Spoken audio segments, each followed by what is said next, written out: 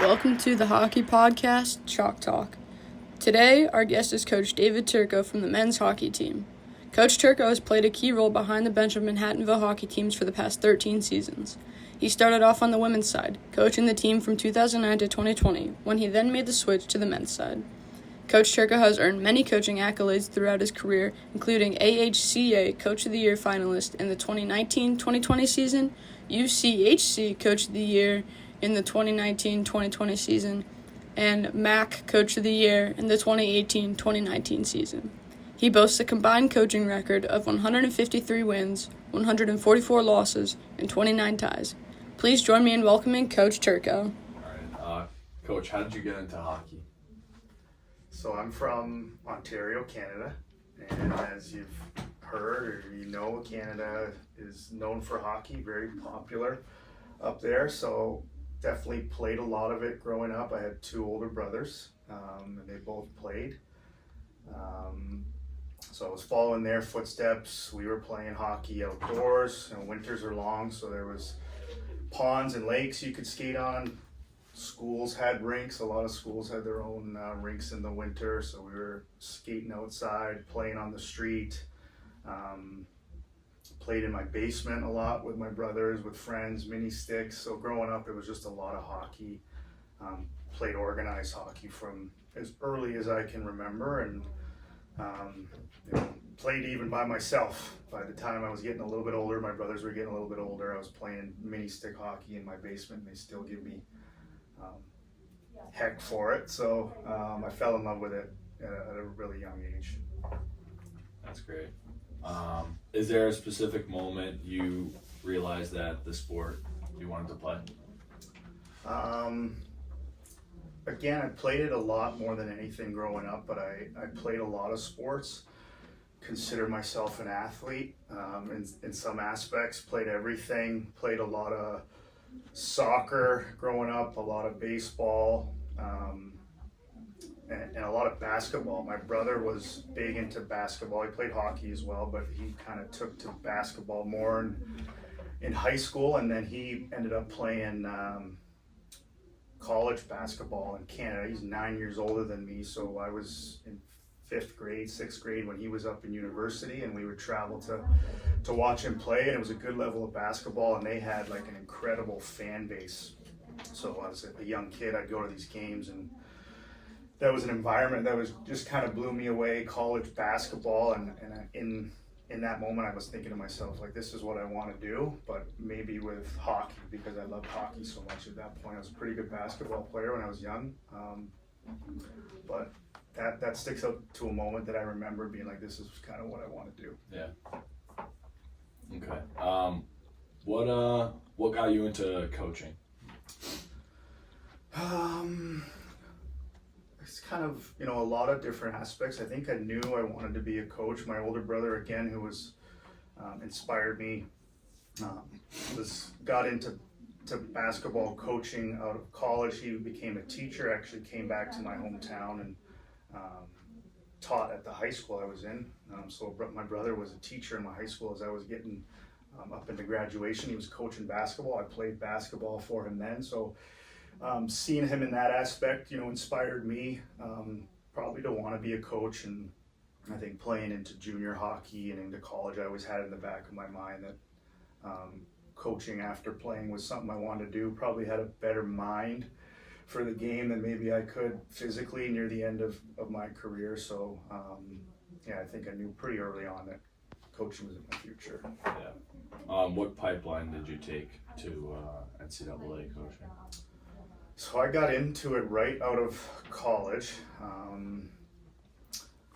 I came to Manhattanville and became a graduate assistant right after my senior year of playing up in Massachusetts. A guy who was coaching me up at AIC left there. He was a graduate assistant up there and came to be the head coach of the Manhattanville women's team. And my senior year, I was injured, and he was visiting us and offered me the position. And I jumped on that long time ago now to be his graduate assistant with the women's team. And that's where I started, and I've kind of been here ever since and made some progressions into my career, coached the women as a head coach, and now here coaching the men.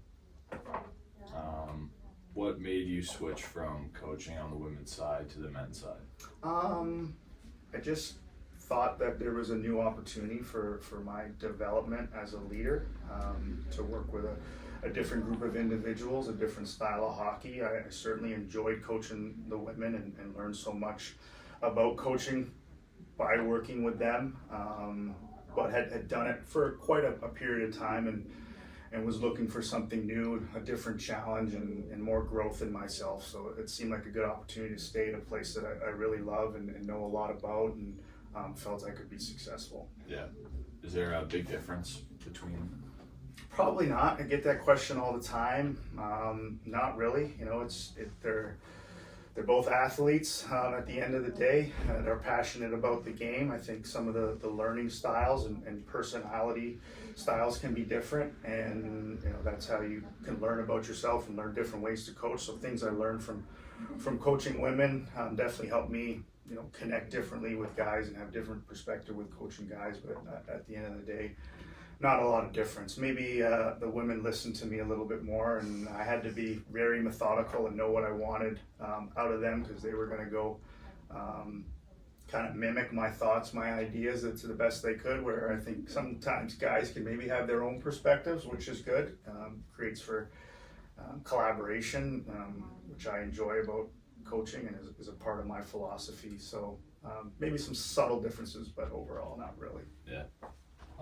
What experiences helped you get to where you are now?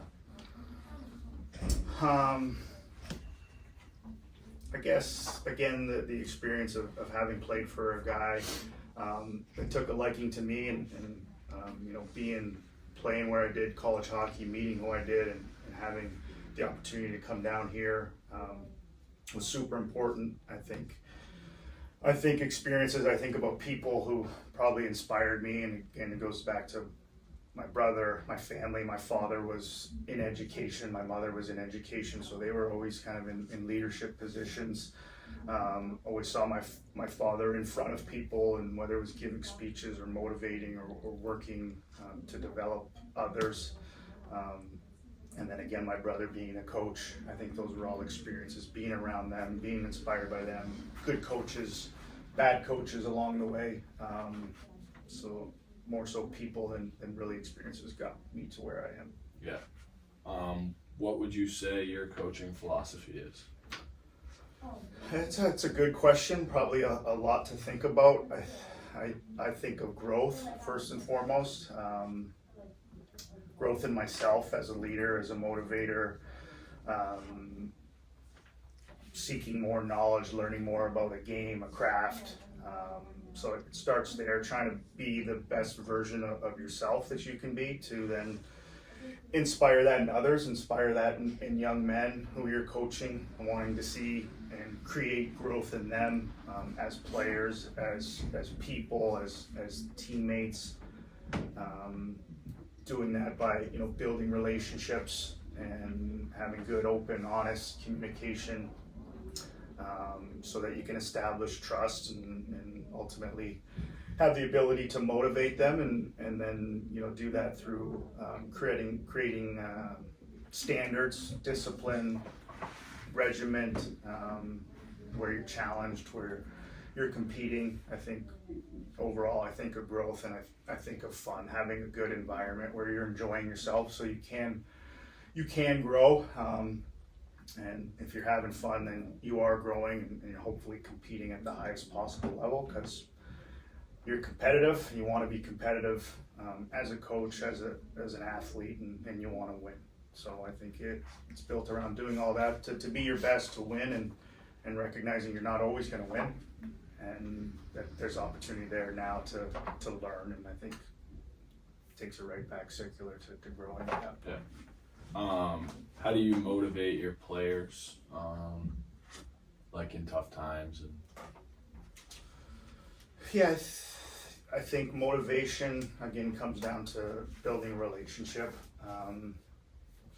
You have to have people know that you care about them, beyond maybe just the sport, and I think that's going to allow them to want to be motivated by you and get out of their comfort zones.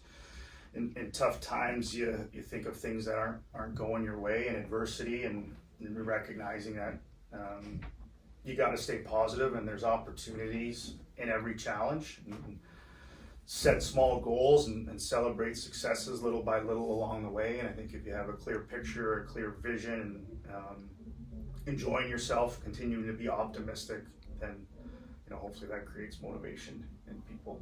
Yeah. What is the most important lesson you've learned throughout your career, elsewhere and here?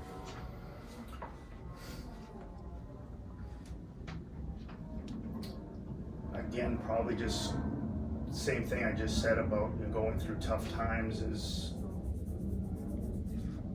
there's opportunity in adversity and challenges, and there's room and ways to grow. So I think whether there's any specific moment or lesson, I think recognizing that you're always going to be challenged, and to put yourself out there to be challenged and find, again, it's optimism. There's reasons for things that get thrown your way, and I think if you can learn from them and grow from them, that's the most important lesson. Yeah.